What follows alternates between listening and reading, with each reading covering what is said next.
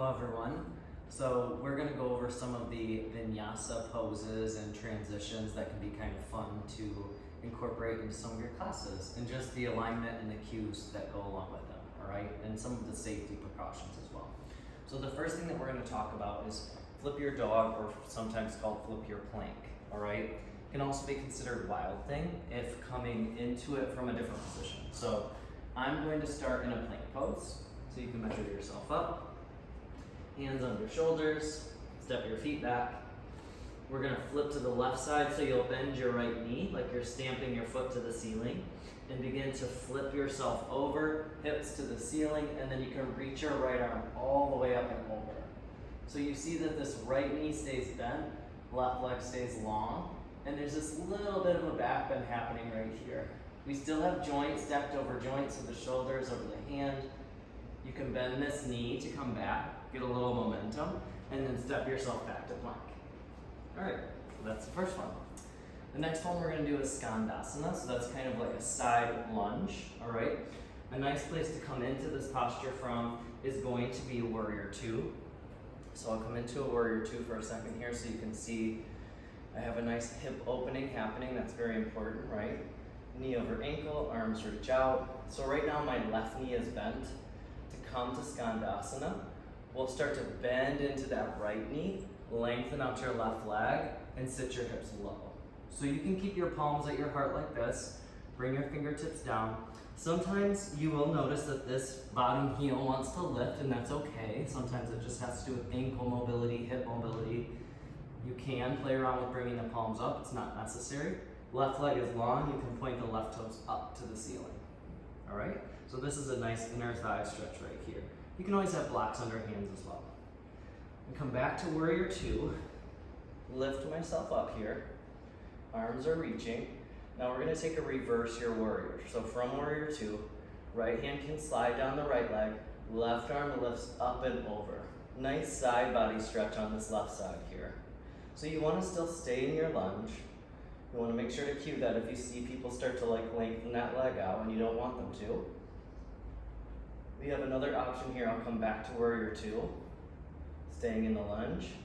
I can also lengthen out the left leg, reach the left arm all the way up and over. This is Sky Archer. So now we just have a lot more length happening. This would be a good preparation for maybe a triangle pose, because you have that front leg already bent.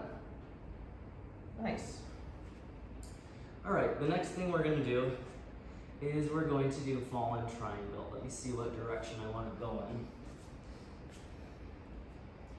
From a downward facing dog, take a couple breaths here.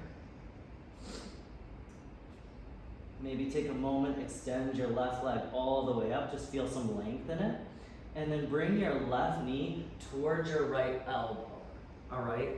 Maybe take a moment to pause right here, get a little core engagement, and then you'll extend your left leg straight out. Come down to the outer edge of the left foot, keeping the shoulder over the wrist here. Reach your right arm all the way up. And you might even pivot over to the inner edge of your right foot. Keep your legs really engaged here. The hips start to lift. Take an inhale. Right hand can come down. Step back to downward facing dog. Couple nice deep breaths here.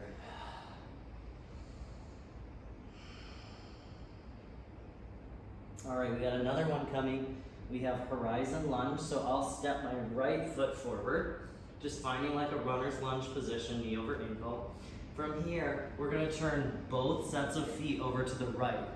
So you see that I spiraled on the left edge of the left foot, right toes point this way, and then really plant this left hand under the shoulder.